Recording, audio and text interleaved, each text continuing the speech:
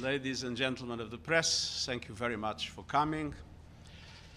Ukraine is on fire. The country is being decimated before the eyes of the world. The impact on civilians is reaching terrifying proportions. Countless innocent people, including women and children, have been killed. After being hit by Russian forces, roads, airports, and schools lie in ruins. According to the World Health Organization, at least 24 health facilities have suffered attacks. Hundreds of thousands of people are without water or electricity. And with each passing hour, two things are increasingly clear. First, it keeps getting worse. Second, whatever the outcome, this war will have no winners, only losers. The United Nations and the humanitarian partners are working to ensure safe passage from besieged areas and to provide aid where security permits. More than 600,000 people have received some form of aid. As millions of people in Ukraine face hunger and dwindling supplies of water and medicine, I'm announcing today that the United Nations will allocate a further $40 million from the Central Emergency Response Fund to ramp up vital assistance to reach the most vulnerable as we wait for the nations to come. This funding will help get critical supplies of food, water, medicines, and other life-saving aid into the country, as well as provide cash assistance to the needy. But the avenues in and out of encircled cities are more precarious by the day. And I underscore the crucial importance of respecting international humanitarian law. At least 1.9 million people are displaced inside the country, and growing numbers are escaping across borders. I'm deeply grateful for the solidarity of Ukraine's neighbors and other host countries who have taken in more than 2.8 million refugees in the past 2 weeks. The vast majority of those making the treacherous journey are women and children who are increasingly vulnerable.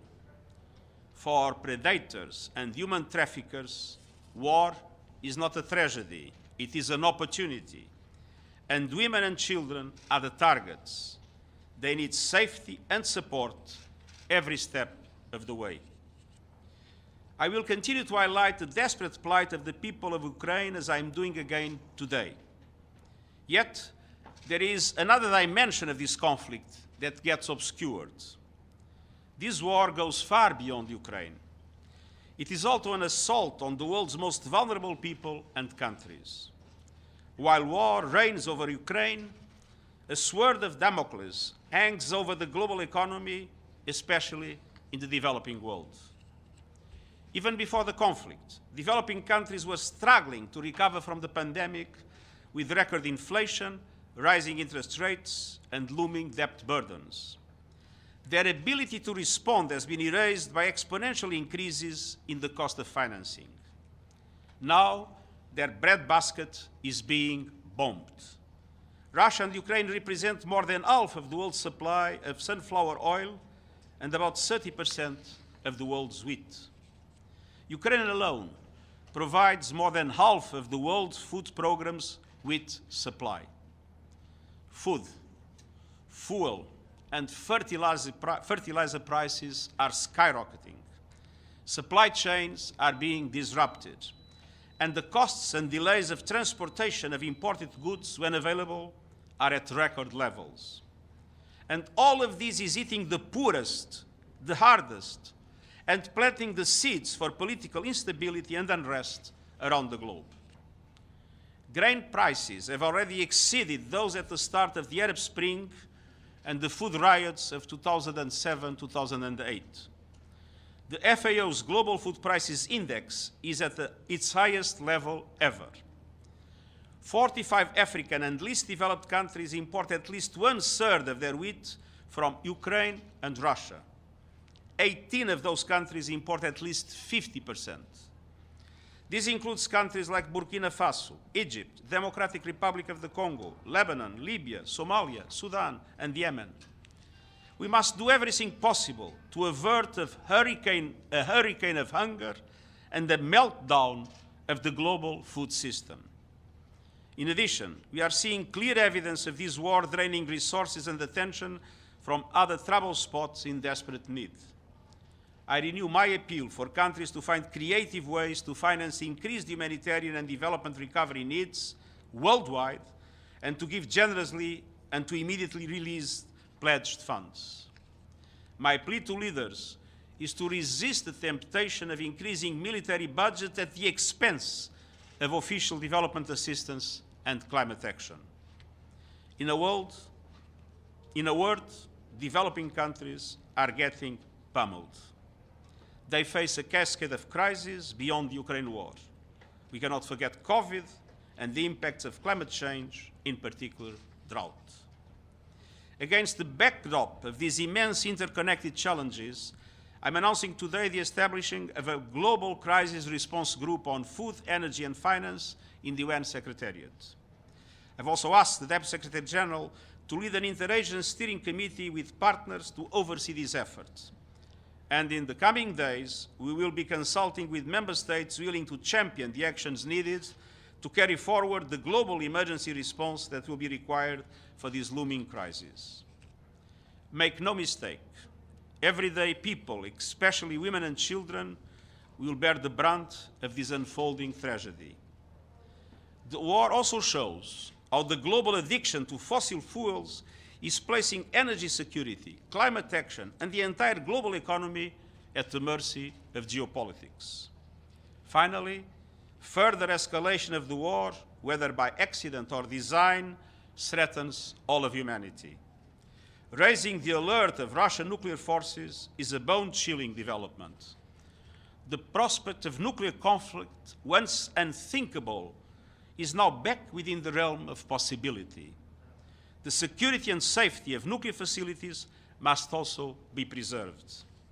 It's time to stop the horror unleashed on the people of Ukraine and get on the path of diplomacy and peace. I've been in close contact with a number of countries, including China, France, Germany, India, Israel, and Turkey, on mediation efforts to bring an end to this war. The appeals for peace must be heard. This tragedy must stop. It's never too late for diplomacy and dialogue. We need an immediate cessation of hostilities and serious negotiations based on the principles of the UN Charter and international law. We need peace. Peace for the people of Ukraine. Peace for the world. We need peace now. Thank you. Okay, we have time for a couple of questions. All right, first question, Margaret Beshear. Thank you, Secretary General. Do you support Ukraine's calls for a no-fly zone? That is a matter that, as you know, has been analyzed by a number of countries that considered that possibility as a risk of escalation that could create a global conflict. And it is based on that analysis that I think we need to be prudent, even if I understand the dramatic appeal of the Ukrainian government. Alan Bulkati. Thank you very much, Mr. Secretary General. Donetsk authorities reported today that Ukrainian side hit at the heart of the city of Donetsk by missile .U, and the warhead of this missile was filled by the cluster munitions. I was following the Security Council, but I haven't heard anything about this. Is the UN aware of this incident? I've seen the news about this incident, and I have to say that our position is very clear. Any attack on civilians or civilian infrastructure is regrettable if accidental, and condemnable if done on purpose. But let's be clear, the overwhelming majority of civilian casualties and the overwhelming majority of civilian infrastructure destructed was done in the context of the war by the Russian forces. Time for one more? Thank you, Secretary General. It's Pamela Falk from CBS News. You talk about mediation, but the talks have adjourned for the day. Is there anything you have done or will do, and have you reached out to Russia's President Putin? Thank you. Yes, we are doing our best.